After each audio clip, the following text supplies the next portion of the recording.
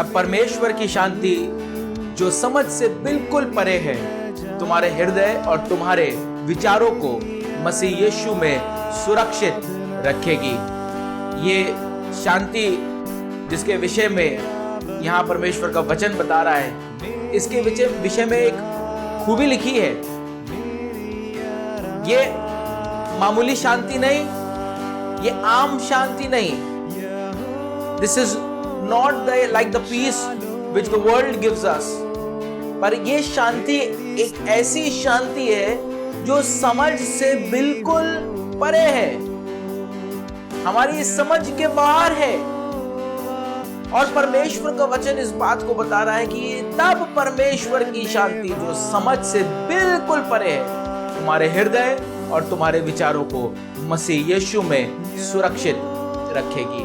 और आज के इस दिन में हम एक बार फिर से जमा हैं कि मिलकर परमेश्वर का धन्यवाद करें। आज की सुबह में परमेश्वर की आराधना करें और उस शांति को, उस तसल्ली, उस इत्मीनान को जो हमारा परमेश्वर हमारे लिए चाहता है, उसने हमारे लिए रखा है, ऐसी शांति हमारे हृदयों में वास करे। खास तौर से इन दिनों में, इन समय में जब परिस्थितियां बहुत अच्छी नहीं है, जब परिस्थितियां बहुत हमको समझ में नहीं आ रही है, परमेश्वर की शांति आपके हृदय, मेरे हृदय में वास करने वाली हो और हम परमेश्वर की शुक्रगुजारी, परमेश्वर की महिमा कर सकें। यहोवा शालूम, God of peace, He will give you such a peace in your hearts. आपके हृदयों में एक ऐसी शांति वो देगा जो हकीकत में समझ के परे होगी। और इसलिए आज की इस सुबह में आइए मिलकर हम परमेश्वर की आराधना करें, परमेश्वर की इबादत करें और परमेश्वर के नाम को ऊंचा उठाएं, परमेश्वर के नाम की महिमा करें, क्योंकि सारा आदर, महिमा, बुजुर्गी, जलाल परमेश्वर ही का है। भजन संहिता 118 में दाऊद कुछ इस प्रकार से लिखने लगा 14वें पद में, परमेश्वर मेरा बल और भजन का विषय है, वह मेरा उद्धार ठहरा है। और सिर्फ इस 118वें भजन में नहीं, पर बार बार David was repeating this thing and he goes again and again saying God is my strength। इसलिए आइए मिलकर हम भी इस बात को कहने वाले हो जाएं, तू मेरा बल। आप प्रभु, निर्बलता में जब मुझे बल की आवश्यकता होती है, आप ही प्रभु मेरा वो बल बन जाते हैं, मेरी वो सामर्थ बन जाते हैं। आप प्रभु, आप ही मेरा दृढ़गढ़ हैं, आप ही मेरा उद्धार है और मैं आपके विषय में सदैव सदैव महिमा करता रहूंगा, आपकी आराधना करता रहूंगा। आइए मिलकर परमेश्वर की आराधना करें और कुछ इसी प्रकार से इस बात को कहने वाले हो जाएं, यहोवा शालोम, तेरी महिमा हो, तेरी शुक्रगुजारी हो। और वो शांति जो जमाना हमें नहीं दे सकता, उस शांति को हम पाने वाले हो जाए।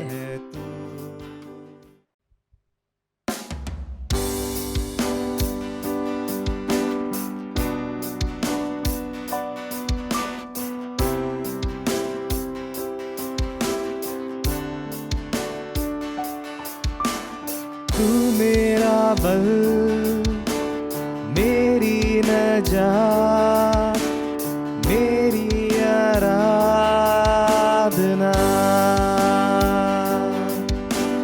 तू मेरा बल, मेरी नजात, मेरी आराधना। यहोवा शालोम, तेरी स्तुति हो। यहोवा शालोम, धन्यवाद। आइए मिलकर उसका धन्यवाद करें। यहोवा शालोम, स्तुति हो। यहोवा शालोम, धन्यवाद।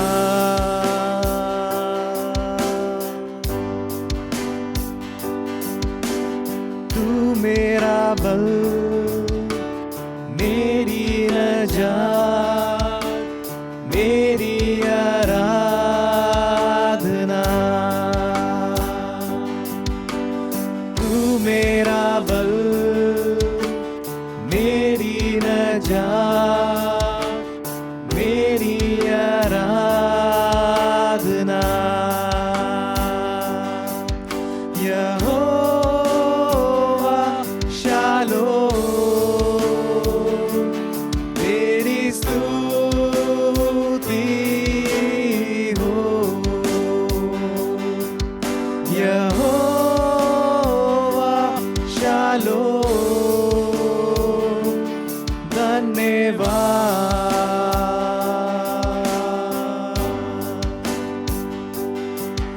यहोवा शालोम, तेरी स्तुति हो। यहोवा शालोम, धन्यवाद।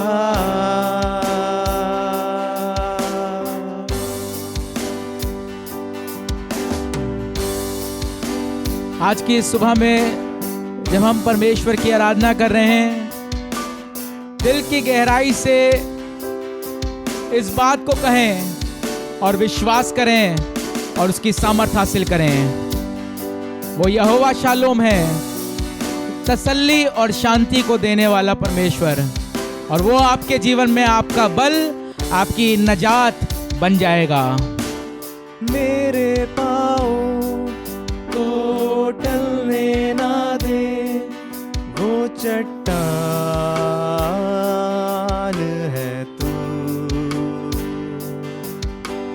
हाथ मेरा सदा थामे रहे, निगहबान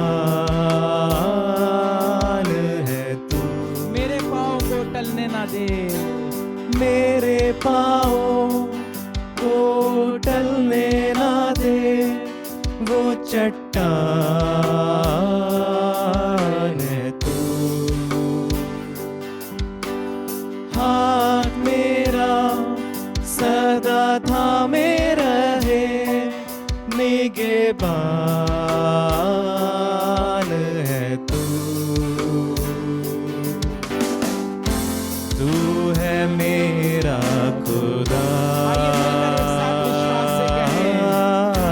तू है मेरा खुदा। तू है मेरा खुदा, मैं तेरा रहूं। यहोवा शालोम, तेरी स्तुति हो।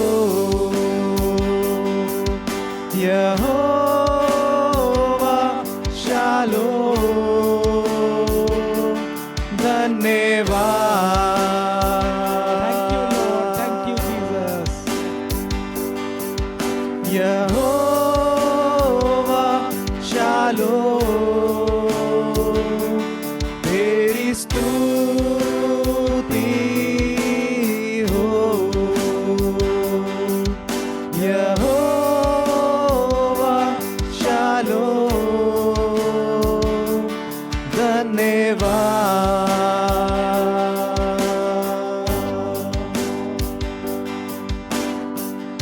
बाइबल एक बुद्धिमान मनुष्य के विषय में बताती है, जिसने जब अपना घर बनाया तो गहरा खोदकर चट्टान पर नींव डाली, और क्योंकि उसने चट्टान पर नींव डाली थी, उसका घर पक्का बना रहा। और जब परिस्थितियां खराब हुई, हालात खराब हुए, तो उसके घर को कतई भी कोई क्षति नहीं पहुंचने वाली हुई। वो ऐसी चट्टान है, और उस चट्टान पर आप और मैं अपने आप को निर्भर करने वाले हो जाएं। तू ही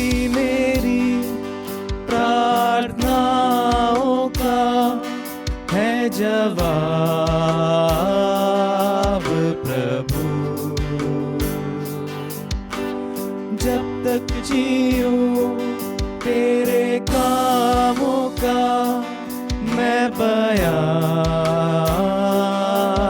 करूं। तू ही मेरी प्रार्थनाओं का है जवाब प्रभु। जब तक जीऊं तेरे कामों का मैं बयान करूं। साथ तू रहता सदा, साथ तू रहता सदा, साथ तू रहता सदा। मैं हरदम कहूं, ये हरदम कहूं, यहोवा शालोम, तेरी स्तुति हो। यहोवा शालोम, धन्यवाद।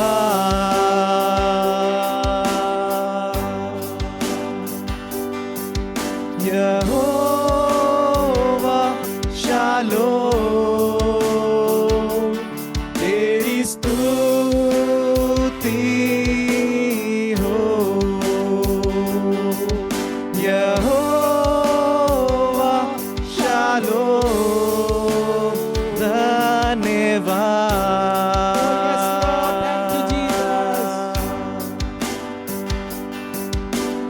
तू मेरा बल, मेरी नजात, मेरी आराधना। आइए दिल की गहराई से विश्वास के साथ कहें, तू मेरा बल, मेरी नजात, मेरी आराधना।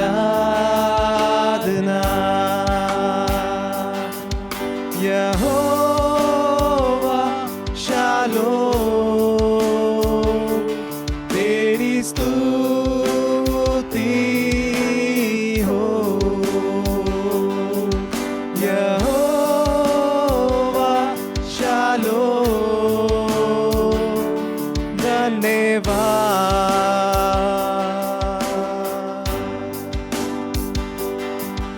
यहोवा शालोम,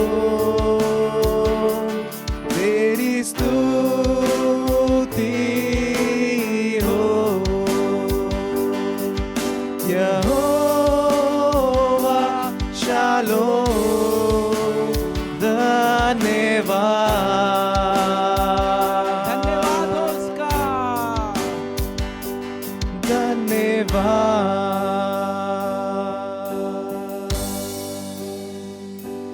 धन्यवाद।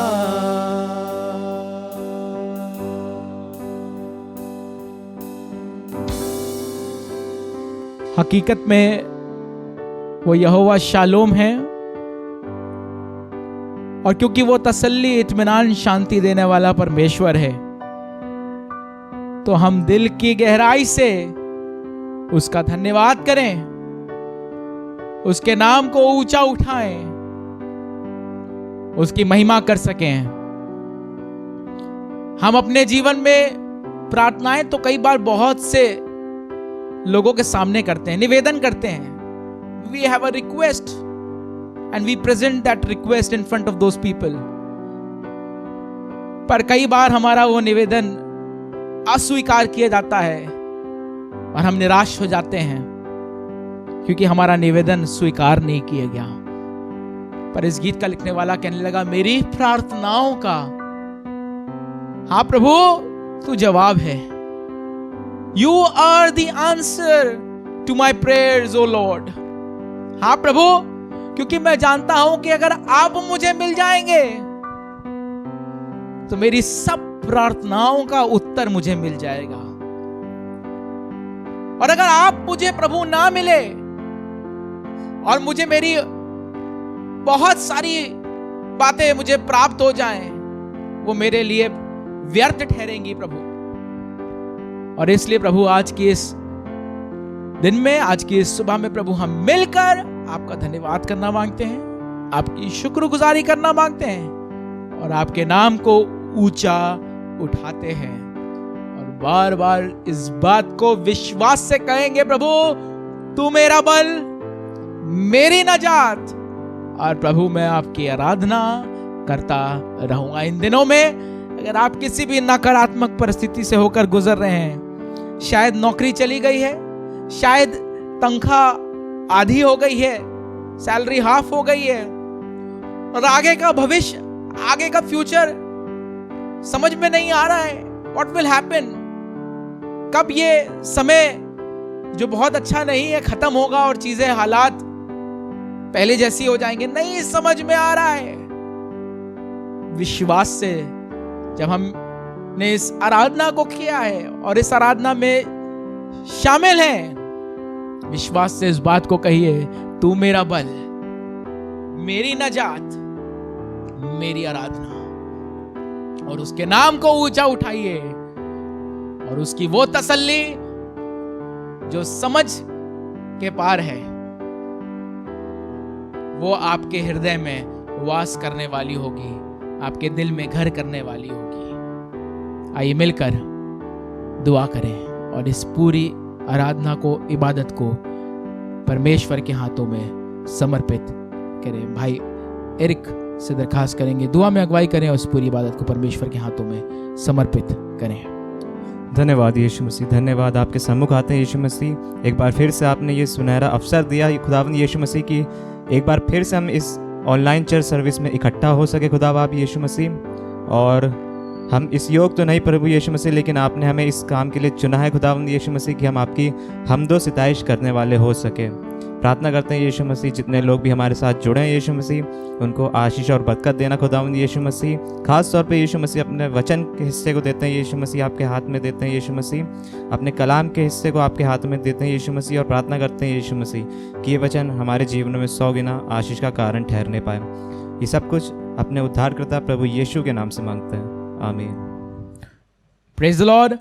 परमेश्वर का धन्यवाद करते हैं। जैसा एरिक भाई ने दुआ में कहा कि हम इस योग्य तो नहीं, ये हमारी खूबी और हमारी लियाकत नहीं है कि हम उसके समक्ष खड़े होकर उसके नाम को अपनी ज़ुबानों से ले सकें। कई बार जो बातें हमें हमारी योग्यता की लगती हैं कि हम इन कामों को करके उसके समक्ष, उसके सामने खड़े हो पाएं, वचन बताता है उसके सम्मुख वो हमारे वो काम मैले चिथड़ों के समान हैं। और इसलिए हम अगर उसके समक्ष खड़े होते हैं, उसके सामने खड़े होते हैं, उसको पुकार सकते हैं और वो हमारे मध्य में मौजूद होता है, तो ये उसका अनुग्रह है। और इसलिए आज के इस दिन में हम उसके अनुग्रह के लिए उसका धन्यवाद करें, उसकी शुक्रगुजारी करें। ये समय होगा, हम बाइबल रीडिंग में आगे चलेंगे और परमेश्वर के वचन को पढ़ेंगे, सुनेंगे। और अगर आप अपने घर में हैं या जहाँ कहीं आप उसको दोहरा सकते हैं और परमेश्वर की शुक्रगुजारी कर सकते हैं। पास्टर मैथ्यू चंद के साथ बाइबल रीडिंग में आगे चलेंगे। Praise the lord. Assembly of believer church civil line की तरफ से आप सबों को हमारा मसीह सलाम, जय मसीह की। परमेश्वर ने यह मौका दिया है कि हम इस ऑनलाइन चर्च सर्विस के द्वारा हम परमेश्वर की इबादत कर सके और उसके वचन को सीख सके और उसके गीतों को गा सके। इसलिए हम परमेश्वर का धन्यवाद करते हुए आगे चलेंगे आराधना में और बाइबल के वचन को पढ़ेंगे। भजन संहिता की पुस्तक उसका 37 अध्याय और उसके 23 पद से 30 पद तक हम साथ साथ पढ़ेंगे। भजन संहिता की पुस्तक उसका 37 अध्याय और उसके 23 पद से 30 पद तक। मनुष्य की गति यहोवा की ओर से दृढ़ होती है और उसके चलन से वो प्रसन्न रहता है। चाहे वो गिरे तो भी पड़ा न रह जाएगा, क्योंकि यहोवा उसका हाथ थामे रहता है। मैं लड़कपन से लेकर बुढ़ापे तक देखता आया हूँ, परंतु ना तो कभी धर्मी को त्यागा हुआ और न उनके वंश को टुकड़े मांगते देखा है। वो तो दिन भर अनुग्रह करके ऋण देता है और उसके वंश भर आशीष फलती है। बुराई को छोड़ो और भलाई का पीछा कर और तू सर्वदा बना रहेगा, क्योंकि यहोवा न्याय से प्रीति रखता और अपने भक्तों को ना तजेगा। उनकी तो रक्षा सदा होती है, परंतु दुष्ट का वंश काट डाला जाएगा। धर्मी लोग पृथ्वी के अधिकारी होंगे और उसमें सदा बसे रहेंगे। धर्मी अपने मुंह से बुद्धि की बातें करता है और न्याय का वचन कहता है। परमेश्वर अपने वचन के पढ़े और सुने जाने में आशीष और बरकत दे। आमीन।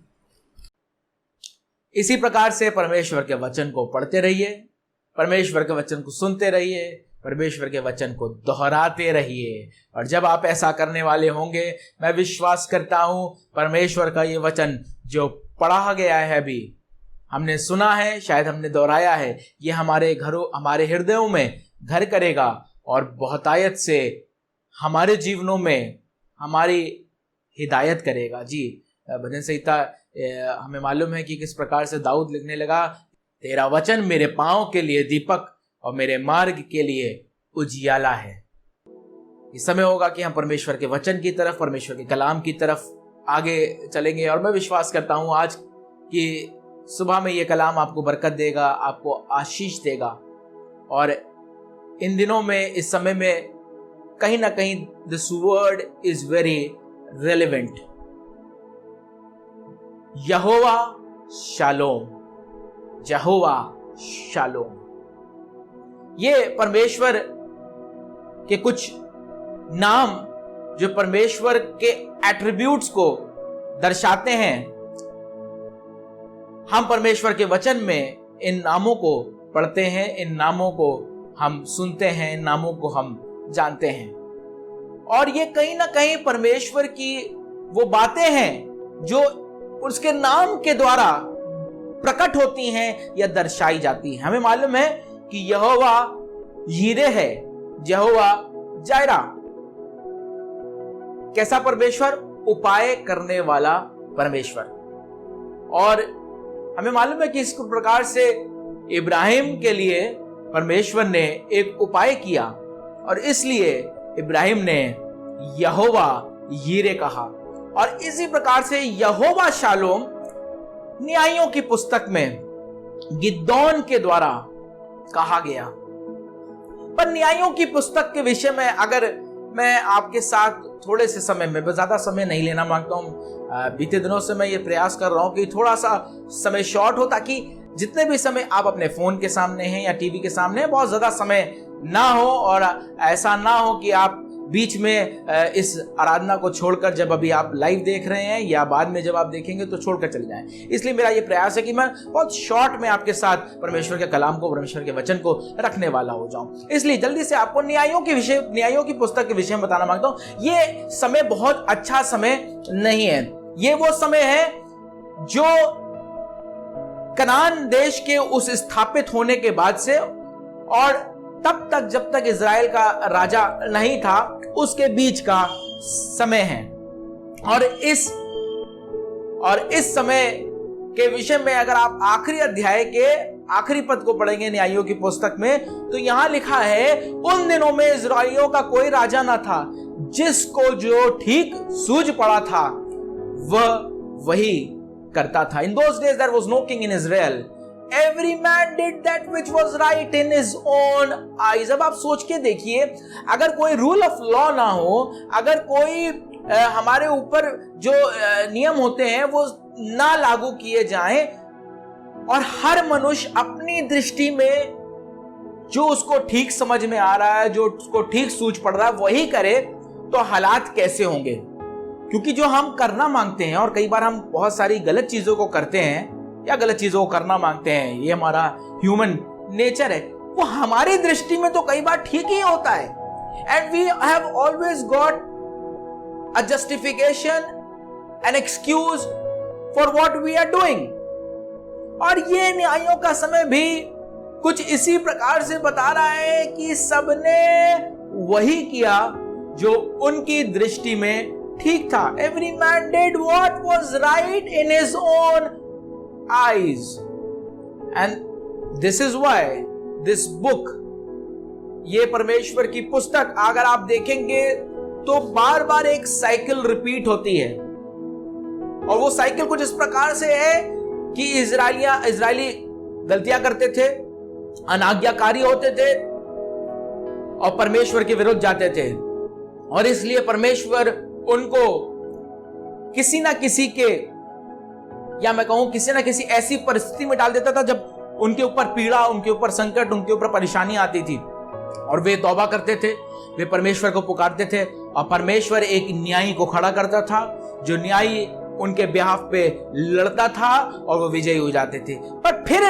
थोड़े से समय बाद वो फिर वही गलतियां करते थे और फिर वो अनाज्ञाकारिता करते थे, और फिर परमेश्वर उनको उस परिस्थिति में से होकर निकालता था जिसमें वो परमेश्वर को पुकारते थे, तौबा करते थे, परमेश्वर की दुहाई देते थे, और उसके बाद फिर परमेश्वर एक न्यायी को खड़ा करता था और फिर वो उनके बिहाफ पे लड़ता था और वे विजयी हो जाते थे, और हालात कुछ ठीक समझ में आते थे, पर फिर थोड़ा समय बीतता था और फिर यही cycle, this cycle again gets repeated in this book of जजेस।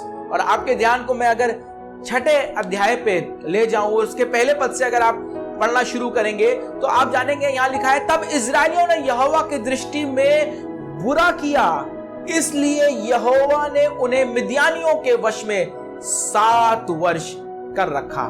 अब ये ध्यान से अगर आप पढ़ेंगे तो आप इस बात को जानेंगे कि परमेश्वर ही ने उनको मिद्यानियों के वश में कर दिया, और ये 1 साल 2 साल नहीं, पर लिखा है 7 वर्ष तक परमेश्वर ने उनको मिद्यानियों के वश में कर रखा था। What was the reason? वजह क्या थी? लिखा है इजरायलियों ने यहोवा की दृष्टि में बुरा किया। इंग्लिश में लिखा है दे डिड इविल, और उन्होंने जब ऐसा किया तो परमेश्वर ने उनको मिद्यानियों के वश में 7 वर्ष तक कर रखा। और ये 7 वर्ष जब मिद्यानियों के वश में वो थे, these times were not very good, ये बहुत अच्छी परिस्थितियां, बहुत अच्छे हालात नहीं थे। अगर आप दूसरे पद से पढ़ना शुरू करेंगे तो लिखा है, और मिद्यानी इजरायलियों पर प्रबल हो गए। मिद्यानियों के डर के मारे इजरायलियों ने पहाड़ों के गहरे खड्डों और गुफाओं और किलों को अपने निवास बना लिए। उन्होंने उन प्लेन जो जगहें थी, जिन जगहों पर वो स्थापित थे, जिन जगहों में वो रह रहे थे, वचन बता रहा है कि उन्होंने क्या किया? उन्होंने उन स्थानों को, उन जगहों को छोड़ दिया और अपने लिए गुफाओं में, गहरे स्थानों में, खड्डों में, वहां उन्होंने अपना निवास बना लिया। 3 पद, और जब जब इजरायली बीज बोते तब तब मिद्यानी और अमालेकी और पूर्वी लोग उनके विरुद्ध चढ़ाई करके अज्जा तक छावनी डाल डालकर भूमि की उपज नाश कर डालते थे, और इजरायलियों के लिए ना तो कुछ भोजन वस्तु और ना भेड़ बकरी और ना गाय बैल और ना गधा छोड़ते थे, क्योंकि वे अपने पशुओं और डेरों के लिए हुए चढ़ाई करते और टिड्डियों के दल के समान बहुत आते थे, और उनके ऊंट भी अनगिनत होते थे, और वे देश को उजाड़ने के लिए उसमें आया करते थे। ये परिस्थितियां बहुत अच्छी नहीं हैं। ये 7 वर्ष बड़ी पीड़ा के हैं, बड़े संकट के हैं। जो पड़ोसी लोग हैं वो परेशान कर रहे हैं, जो मेहनत ये कर रहे हैं, जो बीज ये बो रहे हैं, जो फसल ये बो रहे हैं, दिखा है वे टिड्डियों के बल की तरह आया करते थे और सब कुछ उजाड़ देते थे।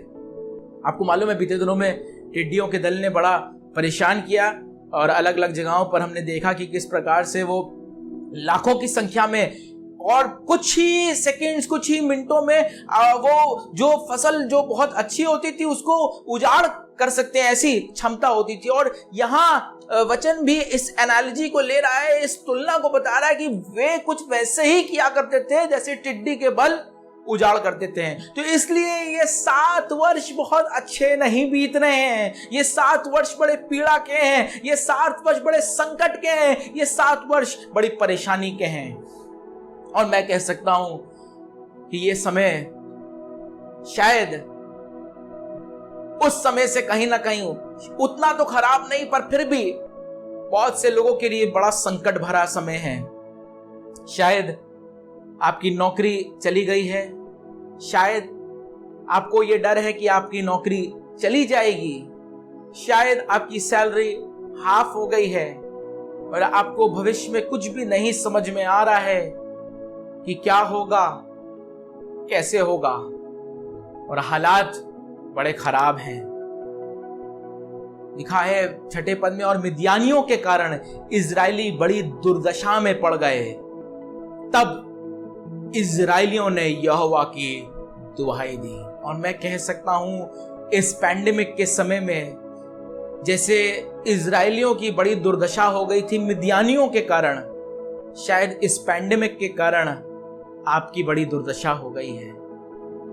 आपके हालात अच्छे नहीं हैं, पर इन इजरायलियों ने जब इस पीड़ा और इस संकट में से होकर गुजर रहे थे, उन्होंने यहोवा की दुहाई दी, उन्होंने यहोवा को पुकारा। They cried unto God।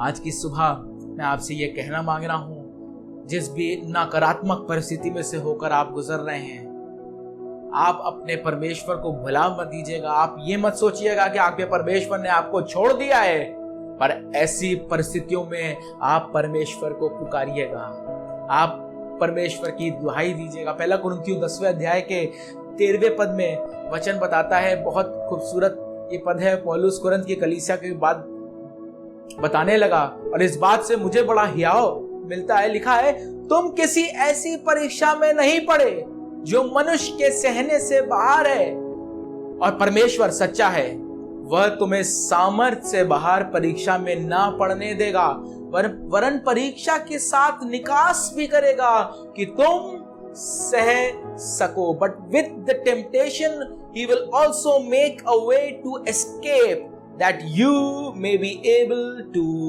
Bear it. वो किसी ऐसी परीक्षा में आपको नहीं डालेगा, वो आपको किसी ऐसे हालात में नहीं डालेगा जहां से निकलने का रास्ता ना हो, पर वो तो ऐसी परीक्षा में आपको डालेगा। उस संकट, उस परीक्षा का कारण अलग अलग हो सकता है, हम नहीं जानते, पर हमें तो सिर्फ एक बात पर विश्वास करने की जरूरत है कि मेरा परमेश्वर मेरे साथ है। और जब मेरा परमेश्वर मेरे साथ है और उसने मुझे इस संकट के समय में डाला है, तो उसने निकालने का उपाय भी रखा होगा। मैं क्या करूंगा? मैं उन इजरायलियों की तरह परमेश्वर की ओर अपनी आंखों को लगाऊंगा, परमेश्वर की दुहाई दूंगा, परमेश्वर को पुकारूंगा, और तब वह मेरे लिए रास्ता बनाएगा, वह मेरे लिए मार्ग बोलेगा। जैसा परमेश्वर ने उन लोगों के लिए जो अपनी दृष्टि में जो ठीक समझ में आ रहा था वही कर रहे थे, और वो परमेश्वर की दृष्टि में वही था जो बुरा था, it was evil, but still when they cried unto God, जब उन्होंने परमेश्वर को पुकारा, परमेश्वर ने उनकी दुहाई, उनकी पुकार को सुना। 8वें पद में लिखा है, तब यहोवा ने इजरायलियों के पास एक नबी को भेजा, जिसने उनसे कहा, इजराइल का परमेश्वर यहोवा यूं कहता है कि मैं तुमको मिस्र में से ले आया और दासत्व के घर से निकाल ले आया, और मैंने तुमको मिस्रियों के हाथ से, वरन जितने तुम पर अंधेर करते थे उन सबों के हाथ से छुड़ाया, और उनको तुम्हारे सामने से बरबस निकाल कर उनका देश तुम्हें दे दिया। और मैंने तुमसे कहा है कि मैं तुम्हारा परमेश्वर यहोवा हूं। एमोरी लोग जिनके देश में तुम रहते हो, उनके देवताओं का भय ना मानना, परंतु तुमने मेरा कहना नहीं माना। और परमेश्वर उनको बताने लगा कि देखो मैंने तुम्हें छुड़ाया है, मैं मिस्र में से तुमको निकाल कर लेकर आया था, मैं दासत्व के घर में से तुमको निकाल कर लेकर आया था और मैंने तुमको यहाँ बसाया था। लेकिन मैंने तुमसे कहा था कि तुम उन लोगों के जिस जगह पर तुम बसने जा रहे हो उनके देवताओं का भय ना मानना। लिखा है परंतु तुमने मेरा कहना नहीं माना। The sad part for these Israelites was this, and a lot of times it is true for ourselves also. और कई बार ये बात हमारे लिए भी सत्य होती है, हमारे लिए भी होती है कि हम परमेश्वर की नहीं सुनते, हम परमेश्वर की नहीं मानते। पर आज की सुबह आप जैसी भी परिस्थिति में हो, आप परमेश्वर को पुकारिए और वो आपको निकालने के लिए उपाय करेगा। उसने उपाय रखा है, मैं विश्वास करता हूं। जैसा वचन पौलुस के मार्फत बताने लगा, उसने किसी ऐसी परीक्षा में हमको नहीं जाने दिया है जिसमें से निकलने का कोई रास्ता ना हो। हम जब ऐसी परिस्थिति में हैं, परमेश्वर हमको निकालेगा, ये हमारा विश्वास होना चाहिए। 11वें पद में लिखा, फिर यहोवा का दूत आकर उस बांज वृक्ष के तले बैठ गया जो ओपरा में एबीजेरी योआश का था, और उसका पुत्र गिदोन एक दाखरस के कुंड में गेहूं इसलिए झाड़ रहा था कि उसे मिद्यानियों से छिपा रखे।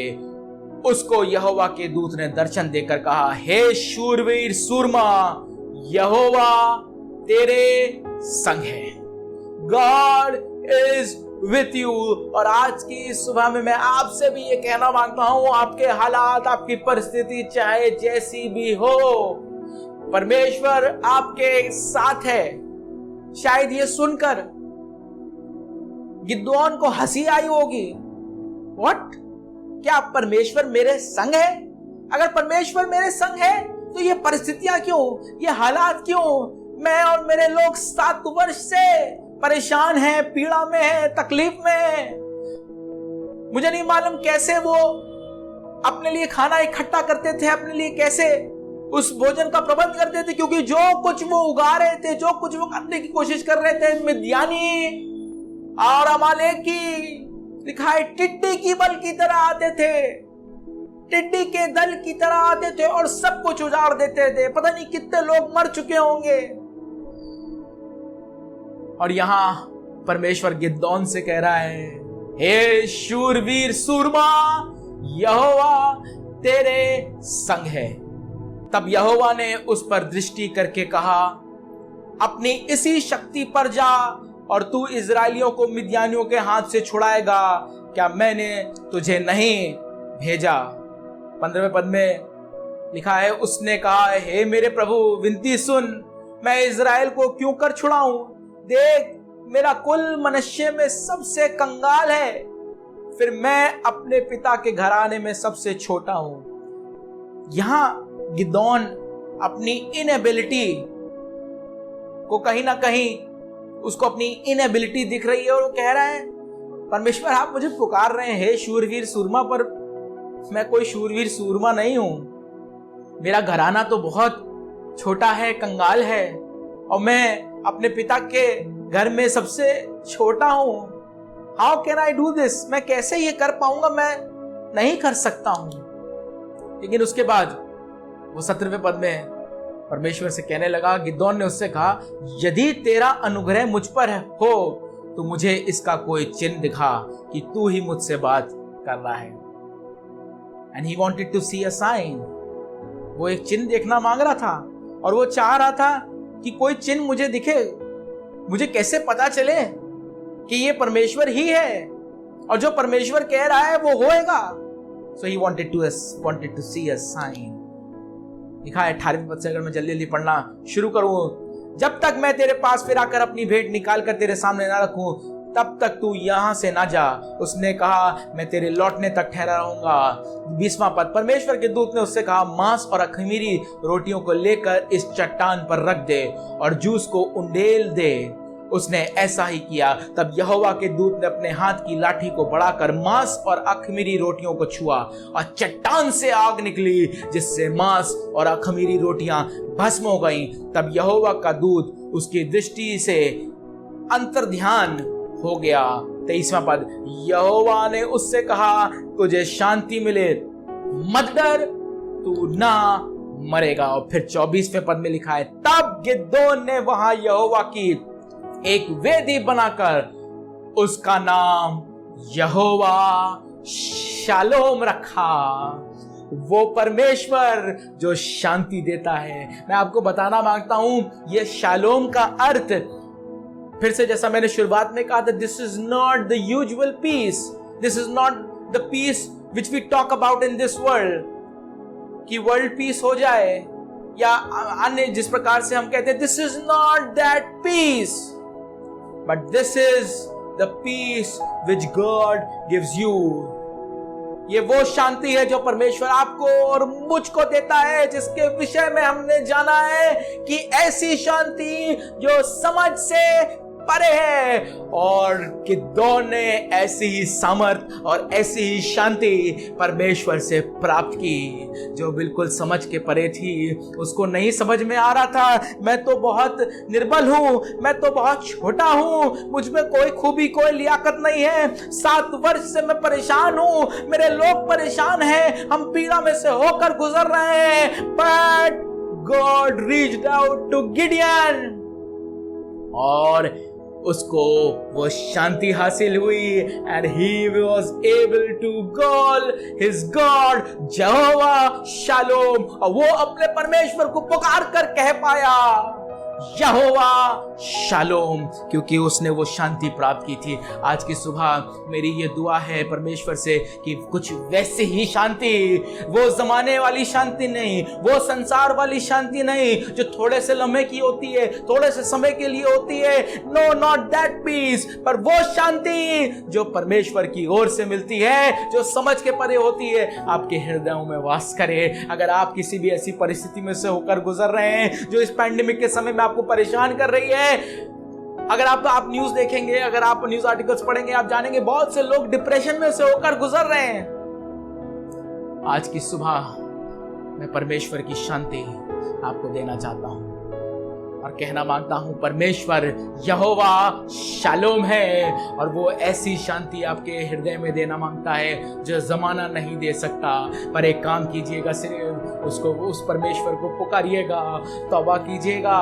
वे लोग बहुत अच्छे काम नहीं कर रहे थे, दे वर डूइंग इविल, जो परमेश्वर की दृष्टि में बुरा था वे वही कर रहे थे। But when they called out to their God, जब उन्होंने अपने परमेश्वर को पुकारा एंड दे रिपेंटेड, परमेश्वर ने एक नबी खड़ा किया, परमेश्वर ने एक न्यायी खड़ा किया जो गिदोन था, और परमेश्वर ने उसकी उस एंजाइटी में, उसके उस समय में जब उसको कुछ नहीं समझ में आ रहा था, परमेश्वर ने अपनी शांति उसको दी। अगर आप आगे के अध्याय में पढ़ेंगे, छठे अध्याय, 7वें अध्याय और आगे पढ़ेंगे, तो आप देखेंगे गिदोन मिद्यानियों को पराजित करने वाला हो पाया। और मैं ये विश्वास करता हूं कि आप और मैं भी इन परिस्थितियों को पराजित करने वाले हो जाएंगे। ये परिस्थितियां हमारे ऊपर हावी नहीं होंगी, वरन हम अपने परमेश्वर में होकर इन परिस्थितियों के ऊपर और इनके पार जाने वाले हो जाएंगे। आइए मिलकर दुआ करें, प्रार्थना करें और ये विश्वास जान लें कि हमारा परमेश्वर यहोवा शालोम है, और वो एक ऐसी शांति आपको देना चाहता है जो समझ के बाहर है, जो सिर्फ और सिर्फ परमेश्वर ही से मिल सकती है। अगर आज आप किसी भी प्रकार से परेशान हैं, शायद आपकी परेशानी कोई और समझ नहीं सकता, कोई और जान नहीं सकता, आप किसी के साथ शेयर नहीं कर सकते, let me tell you this morning, आज की सुबह मैं आपको बताना मांगता हूं कि आपका परमेश्वर आपके संग है। जैसे उसने गिदोन से कहा, मैं तेरे संग हूं। परिस्थितियां बहुत अच्छी नहीं थी, but still God was with Gideon and that same God is with you and with me। आइए मिलकर उसको पुकारे, उसकी दुहाई दें और अपने आप को उसके हाथ में दे दें और विश्वास जान लें कि वो हमारी जिंदगियों में हमारे जीवनों में अपनी शांति और अपनी सामर्थ देगा। और जैसे गिदोन इजरायलियों के साथ मिलकर उनको लीड कर मिद्यानियों को पराजित कर पाया, आप और मैं भी विजयी होंगे और ये हालात हमें दबा नहीं पाएंगे। और हमारा परमेश्वर इन सब के ऊपर है। And nothing is out of control of our God. A lot of times we think that this situation, ये हालात शायद परमेश्वर के नियंत्रण के बाहर है। नहीं, शुरुआत में ही हमने पढ़ा कि वो 7 वर्ष तक मिद्यानियों के वश में थे। क्यों? परमेश्वर ने ही ऐसा किया था। There was a reason. आज हम ऐसी परिस्थिति में हैं। मैं आपको बताना मांगता हूं, this is not out of control of our God. मुझे नहीं मालूम क्या वजह हो सकती है, क्या हालात हो सकती है, क्योंकि हमारे पास शायद इतनी बुद्धि, इतनी समझ नहीं कि हम परमेश्वर के काम करने के तरीके को समझ पाए। और हम इन परिस्थितियों में जब हमको नहीं कुछ समझ में आ रहा है, हम सिर्फ और सिर्फ एक काम करें, अपने आप को उसके सम्मुख जाकर सजदा कर लें, अपने सर को झुका लें और कहें, प्रभु हालात चाहे कैसे भी हों, मैं आपको पुकारूंगा और मैं अपनी निगाहों को कहीं और नहीं जाने दूंगा। कोई भी नकारात्मक बात, डिप्रेशन की बात प्रभु मुझे ना घेरने वाली हो, क्योंकि आप यहोवा शालोम हैं, गॉड ऑफ पीस। आइए मिलकर इससे पहले कि हम दुआ करें, एक बार फिर से ऐसी बात को कहेंगे, यहोवा शालोम, तेरी स्तुति हो, और धन्यवाद करें उसका, धन्यवाद करें, धन्यवाद करें। यहोवा शालोम, तेरी स्तुति हो। यहोवा शालोम, धन्यवाद।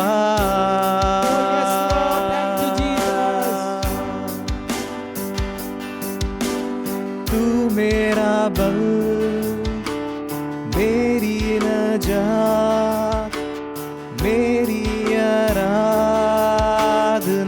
आइए दिल की गहराई से विश्वास के साथ कहें, तू मेरा बल, मेरी नजात, मेरी आराधना।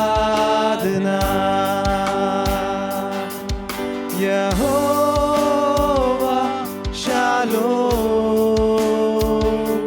तेरी स्तुति हो। यहोवा शालोम, धन्यवाद।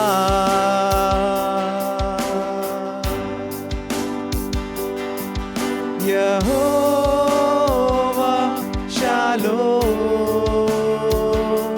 तेरी स्तुति हो।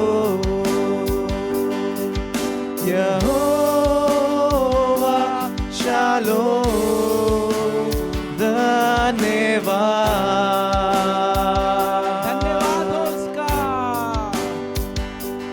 धन्यवाद,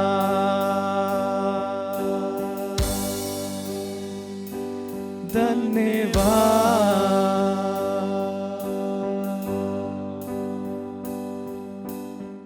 हाँ प्रभु जी, एक बार फिर से हम आपका धन्यवाद करते हैं आज की सुबह के लिए प्रभु, for this beautiful morning Lord.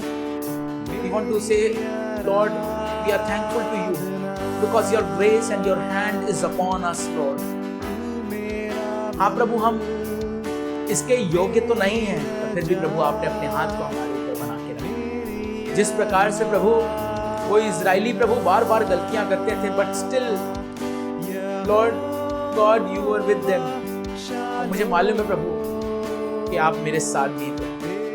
एक बार फिर से प्रभु हम सब मिलकर प्रभु अपने सर को आपके सामने, आपकी मर्जी के सामने झुका लेते हैं प्रभु, और यही कहना मांगते हैं प्रभु यीशु मसीह, अगर हमारे जीवनों में प्रभु, हमारी जिंदगियों में हमसे कुछ जाने अनजाने में प्रभु गलती हुई है, आप उसे माफ करें प्रभु यीशु मसीह, और होने दीजिए प्रभु यीशु मसीह आपका अनुग्रह हमारे ऊपर होने वाला हो प्रभु। हर एक वो शख्स प्रभु जो नकारात्मक परिस्थिति में से होकर गुजर रहा है प्रभु, होने दीजिए प्रभु, आपके अनुग्रह को प्राप्त करे प्रभु। ये वचन प्रभु उस तक पहुंचने वाला हो जाए, that you are Jehovah shalom, आप यहोवा शालोम हैं, गॉड ऑफ पीस, और आपकी शांति प्रभु उनके हृदयों में, उनकी परिस्थितियों में प्रभु वास करने वाली हो जाए और परिस्थितियां बदल जाए प्रभु यीशु मसीह। आज की सुबह प्रभु अपने हाथ को बढ़ाकर प्रभु यीशु मसीह आपकी महिमा, आपकी शुक्रगुजारी करना मांगता हूं प्रभु यीशु मसीह, और आपकी शांति को प्रभु अपने जीवन में और उन सभी लोगों के जीवन में प्रभु यीशु मसीह जो हमारे साथ इस वक्त जुड़े हुए हैं प्रभु यीशु मसीह, अपनी चर्च, अपनी कलीसिया के सब लोगों के ऊपर प्रभु यीशु मसीह चाहता हूं प्रभु यीशु मसीह, और यही दुआ करना मांगता हूं कि आपका फजल हमारे ऊपर होने वाला हो। शुक्रगुजारी धन्यवाद करते हुए इस प्रार्थना को आपके मधुर मीठे सामर्थी नाम में होकर मांग लेता, आमीन। ऐ हमारे बाप, तू जो आसमान पर है, तेरा नाम पाक माना जाए, तेरी बादशाहत आए, तेरी मर्जी जैसे आसमान में पूरी होती है ज़मीन पे पूरी हो। हमारे रोज़ की रोटी आज हमें बख्श दे, जिस तरह से हम अपने कसूर वालों को माफ़ करते हैं, तो भी हमारे कसूरों को माफ़ कर। हमें आजमाइश में ना पड़ने दे, बल्कि बुराई से बचा, क्योंकि बादशाहत, कुदरत और जलाल हमेशा तेरा ही है, आमीन। और अब हमारे प्रभु यीशु मसीह का फजल, खुदा बाप की मोहब्बत, पाक रूह की रफ़ाकत और शराकत हम में से प्रत्येक ईमानदार के साथ, आलमगीर कलीसिया के साथ, और हर एक उस हाजरीन के साथ जो हमारे साथ इस वक्त मौजूद, अब से लेकर अब तक बनी रहे, आमीन। एक साथ मिलकर जोरदार नारा लगाएंगे और बोलेंगे, बोलो प्रभु यीशु मसीह की जय। वो जल्द आने वाला है, इसलिए बोलो प्रभु यीशु मसीह की जय। Praise the Lord, God bless you all. मैं विश्वास करता हूं कि आज की सुबह आपको आशीष मिली होगी। आप एक बार फिर से मैं आपको ये याद दिलाना मांगता हूं कि क्योंकि हम इस पैंडेमिक के समय में, कोविड-19 के समय में एक साथ जमा नहीं हो सकते हैं, इसलिए हम ऑनलाइन वर्शिप सर्विस में होकर एक साथ इकट्ठा हो रहे हैं, परमेश्वर की आराधना कर रहे हैं, और आने वाले दिनों में भी कुछ इसी प्रकार से करते रहेंगे। इसलिए आप परमेश्वर में होकर जरूर से हमारे साथ जुड़िए। इस समय को आप बहुत कीमती जानिए, प्रेशियस जानिए, अपने समय को निकालिए।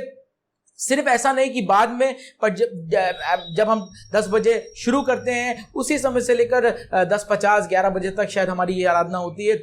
आप उस 1 घंटे को निकालें, कोई भी काम उसमें ना करें, पर केवल और केवल परमेश्वर की आराधना कर सकें। जब आपके पास लिंक आता है सैटरडे की रात में, तो आप उसको शेयर कीजिए, और बहुत से लोगों तक जो शायद कहीं भी जुड़े नहीं हैं, उन तक आप शेयर कीजिए, ताकि वो भी हमारे साथ मिलकर परमेश्वर की आराधना कर सकें। And if still you haven't subscribed to our channel, then please do subscribe and ring the notification bell so that you can get the notification whenever we upload our videos. God bless you all. परमेश्वर में बने रहिए, परमेश्वर में उत्साहित रहिए। अगर आपके पास कोई प्रार्थना निवेदन है, आपके पास कोई गवाही है, तो आप उसको मुझ तक पहुंचा सकते हैं। Praise the Lord. God bless you all.